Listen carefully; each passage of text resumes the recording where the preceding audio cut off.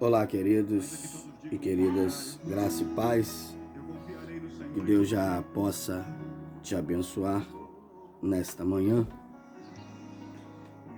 Antes de dar início à palavra do Senhor, já quero te agradecer pela oportunidade que você me concede, através do Espírito Santo de Deus, de entrar em sua casa e compartilhar uma palavra da parte de Deus para a sua vida.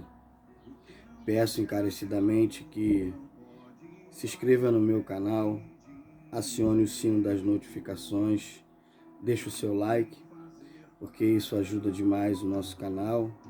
É um canal que nós estamos dando início agora, porque nós temos um projeto esse de trabalhar com pessoas que são dependentes químicos e são pessoas que são moradoras de rua.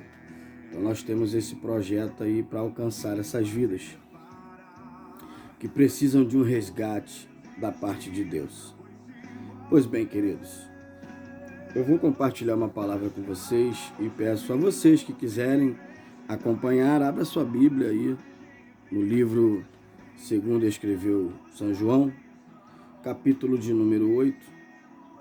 É um livro conhecido, é uma história bem conhecida, uma narrativa bem esclarecedora,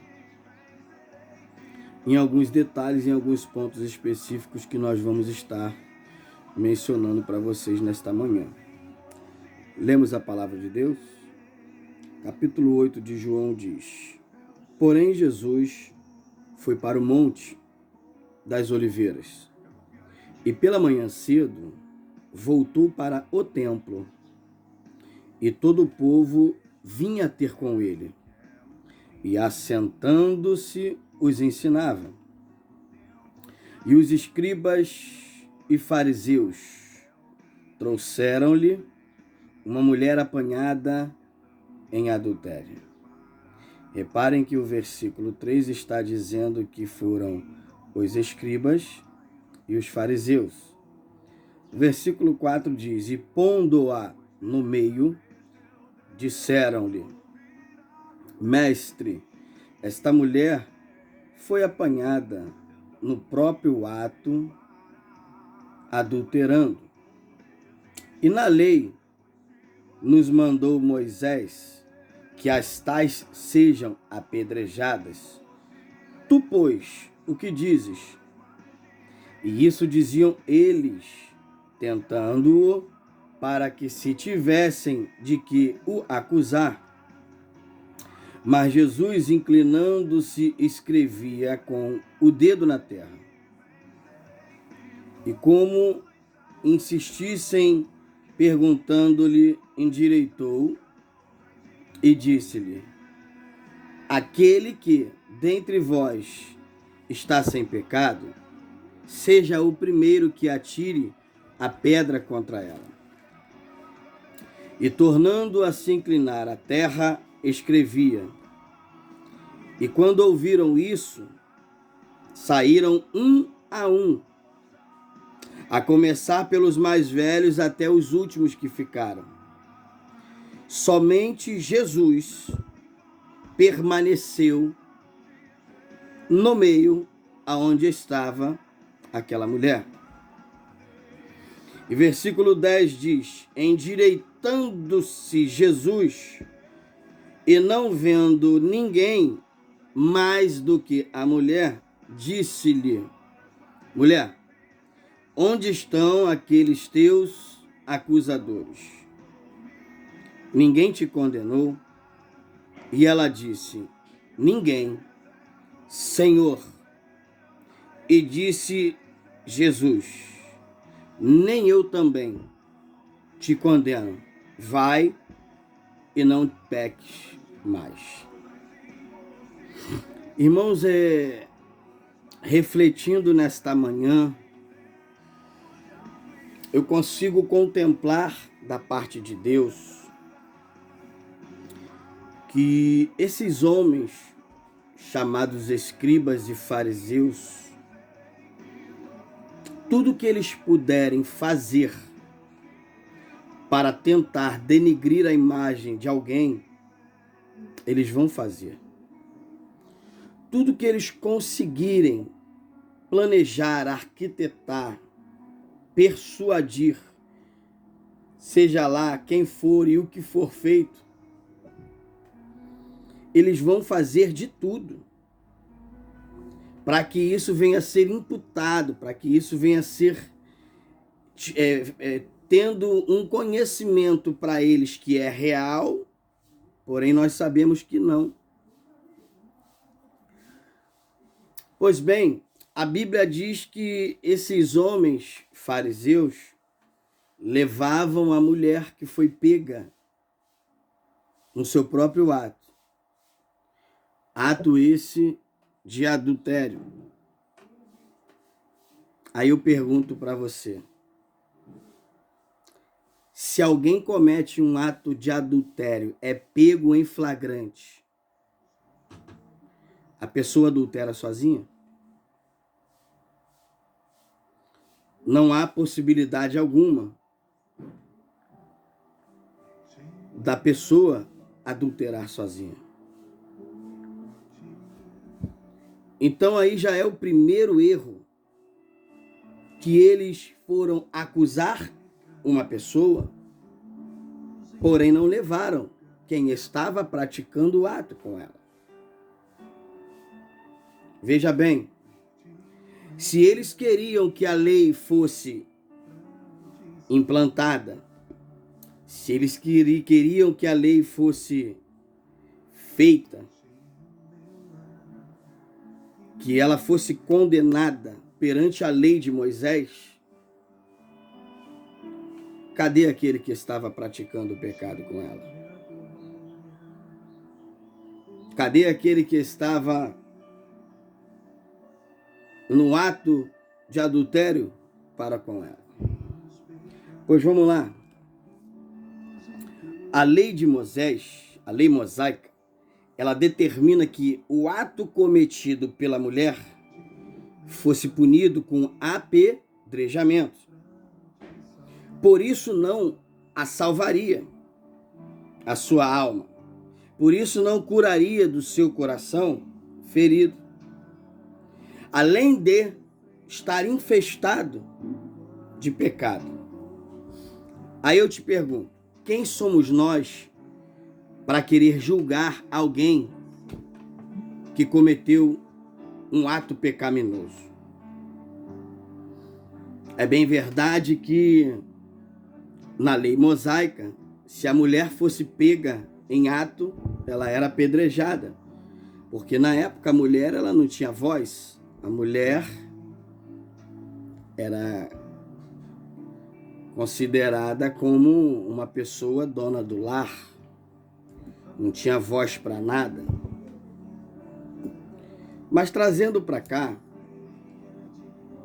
eu fico tentando imaginar por que a acusação só teria que vir para a mulher, tendo em vista que ela não cometeu o pecado sozinha.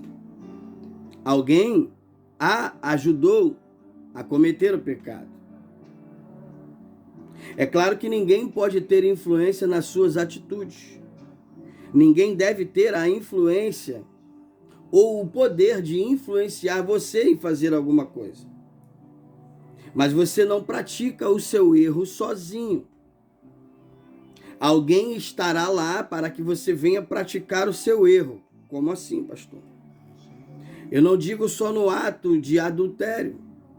Até porque, dentro do dicionário Aurélio, adultério é o ato de você adulterar, de você diversificar a verdade. Então, mas, por exemplo, eu sei que eu, como servo de Deus, se eu for ingerir uma bebida alcoólica, eu estou cometendo um ato pecaminoso. Porém, eu não vou cometer esse ato sozinho. Por quê?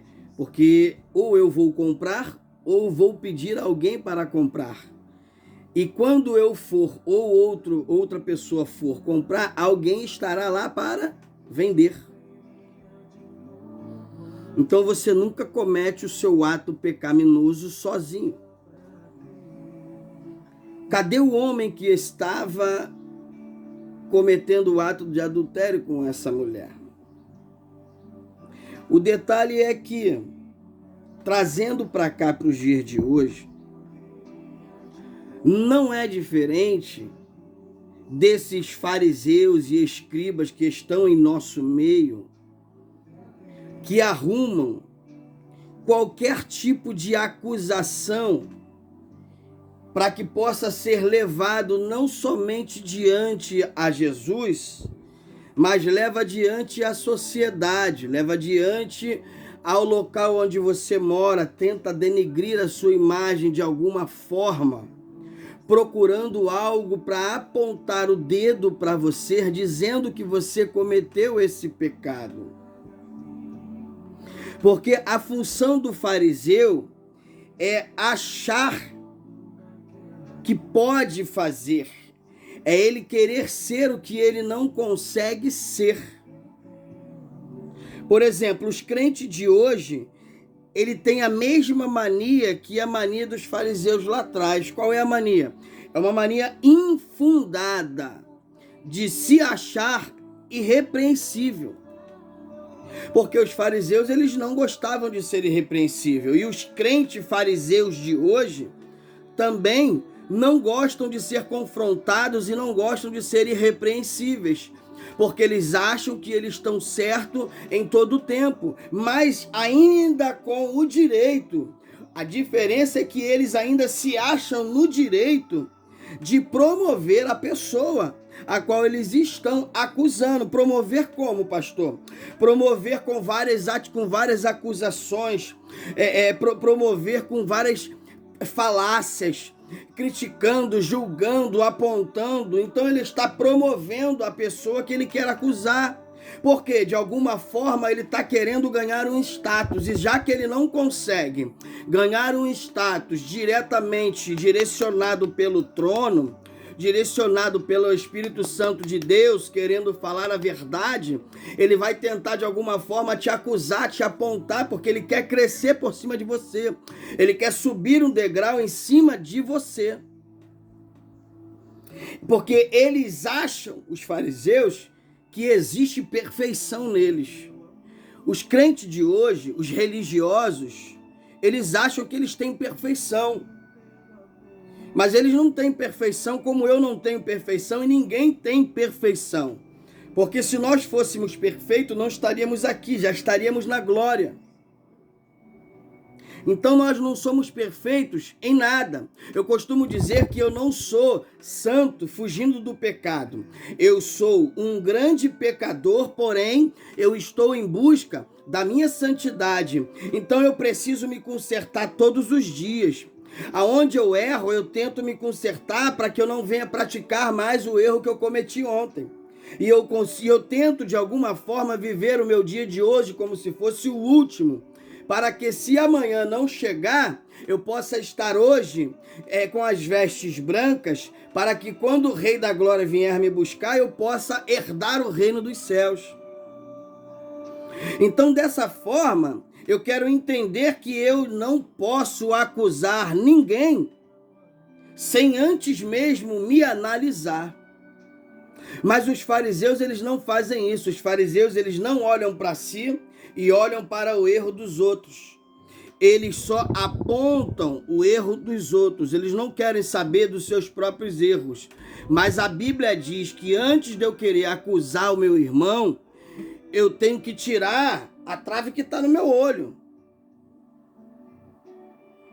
E o interessante é que quando os fariseus chegam diante do Senhor, apontando aquela mulher, acusando aquela mulher que foi pega em flagrante em ato de adultério, a Bíblia, ela é bem clara que Jesus, ele fez uma pergunta para todos, conscientemente. Por quê? Porque Jesus, ele conhece o meu coração. Jesus, ele conhece o seu coração, ele sabe do teu pensamento. O salmista, lá no livro 139, No Cântico 139 de Salmo, ele diz que Deus ele esquadrinha, que ele conhece o meu deitar, o teu deitar, o meu levantar, o teu levantar. Ele esquadrinha o meu coração, o teu coração. Ele sabe. O Senhor sabe quem tu és, quem eu sou. O Senhor sabe o que eu vou fazer logo após essa mensagem. O Senhor sabe o que você vai fazer logo após escutar essa mensagem. Então nós não temos o poder de mentir ou persuadir a mente de Cristo, porque Ele é quem nos conhece desde o ventre da nossa mãe. Ele nos conhece desde quando nós estávamos sendo formados. E Ele sutilmente, dentro da sua suavidade, dentro da sua simplicidade, como servo do Pai, como filho do Deus Altíssimo, ele chegou e perguntou: aquele que dentre vós está sem pecado, atire a primeira pedra contra esta mulher. Reparem que essa mulher estava sendo acusada. Reparem que esta mulher estava indo para ser morta diante da lei de Moisés, apedrejada por um ato pecaminoso que foi, segundo os fariseus, cometido por ela. Porém, não se deram a prova de que ela realmente foi pega em flagrante, porque, segundo nós sabemos, você não comete pecado sozinho. Então, quem é que cometeu o pecado com ela? E aí, o interessante é que a Bíblia diz que Jesus ele escreveu com o dedo na areia. Lá antigamente existia uma cultura que quando era escrito com o dedo na areia, era um sinal de desprezo.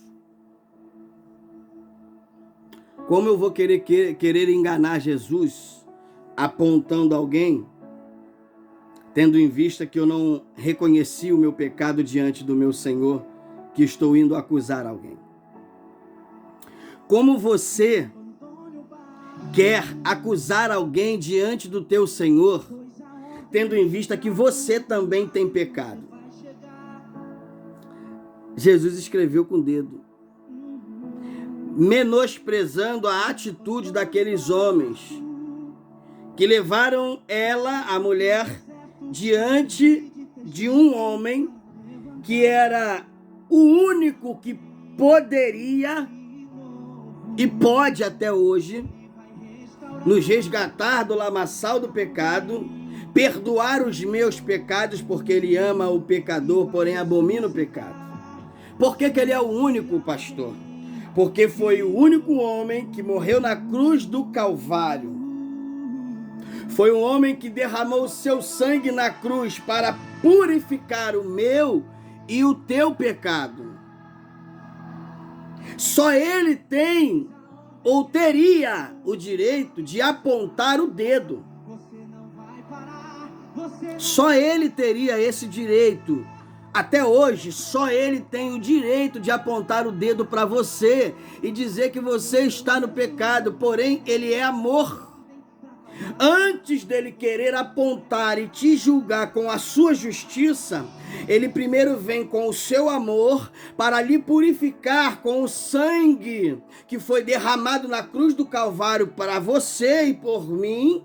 E aí ali ele vai analisar a sua atitude, bem como eu e você temos que saber o que nós estamos fazendo diante dessa liberdade que ele nos trouxe de ter uma nova vida, de sermos uma nova criatura em Cristo, desde o momento que nós morremos para o mundo, deixamos de praticar o pecado e agora nós estamos praticando aquilo que deve ser o correto a ser praticado, a palavra de Deus. Então, se ele tem um amor incondicional, Ele está de braços abertos para me receber, para receber você, para que eu e você possamos nos confessar. Porque enquanto eu confesso o meu pecado para Deus, a Bíblia diz em Provérbios que aquele que confessa e larga, esse alcança a misericórdia de Deus. Olha que interessante. Então, se esse alcança a misericórdia no momento que ele está confessando, aqui eu já entendo que o amor dele é quem vai trazer a solução para o meu pecado. Ninguém pode me acusar, ninguém pode te acusar. Olha aqui, Provérbios 28:13. O que encobre as suas transgressões nunca prosperará, mas os que as confessa e deixa alcança misericórdia. Então ele está me dando a oportunidade de confessar para ele o pecado que eu cometi. Eu não posso ser julgado por outra pessoa e nem querer ser levado por outra pessoa diante do meu Senhor para apontar o meu pecado, até porque aquele que está me levando e te apontando e me apontando para o nosso Senhor, ele está cheio de pecado. Porque a própria Bíblia diz que aquele que diz que não comete pecado, esse já é um grande pecador. Então ninguém tem o direito. E aqui, mediante essa passagem, até que Jesus estava no local e mostrou para aqueles homens fariseus, hipócritas, mentirosos, que a acusação deles não teria efeito, porque a lei era para ser aplicada a todos. Não existia exceção para que a lei fosse aplicada. Então, se não existia exceção e nem acepção para aquilo, por que que eles foram levar aquela mulher que supostamente foi pega em adultério sem ter que levar alguém com ela, num ato pecaminoso? Mas a Bíblia diz, pastor, que ela foi pega no ato. Cadê? Aqui eles queriam aplicar a lei. Se a lei era para ser aplicada nela, teria que ser aplicado neles também. E quem poderia aplicar? Quem estava lá para dar vida. Jesus, que foi o único que ficou naquele lugar, junto daquela mulher, para poder trazer a solução do seu problema. E aqui eu vou encerrar. A Bíblia diz que Jesus se endireitando e não vendo mais ninguém, além daquela mulher, ele disse assim: mulher, onde estão os teus acusadores? Ninguém te condenou? Porque ela estava de frente para o Senhor. A mulher disse para ele: ninguém, Senhor. Aí Jesus falou para ela e disse assim: nem eu te condeno. Vai-te e não peques mais. Eu vou encerrar dizendo para você: se até o dia de hoje você cometeu algum ato pecaminoso, não importa qual, porque eu não estou aqui para acusar e apontar o dedo para você. Mas eu estou aqui para dizer para você que esse ato pecaminoso que você cometeu, que um dia eu cometi lá atrás, ele tem direito de ser curado através de um nome que tem todo o poder sobre todas as coisas. E o nome desse é Jesus. Eu quero apresentar Jesus para você nessa manhã. Se você que está aí ouviu esta palavra, não te preocupes com aquilo que você fez de errado lá atrás. Não te preocupes com aquilo que você fez de errado de repente alguns minutos atrás. Se preocupe somente em confessar os seus pecados para aquele que é capaz de te trazer a liberdade de viver uma nova vida. Aquele que é capaz de trazer para você uma esperança. em viver uma vida saudável diante de Deus. Não que você não terá lutas, sim terá, mas será diferente. Então nesta manhã Deus está dizendo: ei, ninguém tem e nem pode te acusar e te apontar de quaisquer pecado que foi cometido por você. Porque o único que pode apontar o dedo para você, ele está de braços abertos e dizendo: vinde, filhinhos e filhinhas de meu Pai. Como estais cansados e oprimidos? Deus está te chamando. Deus está de braços abertos e quer te abraçar agora, dizendo para você: eu te amo, filho. Eu te amo, filha.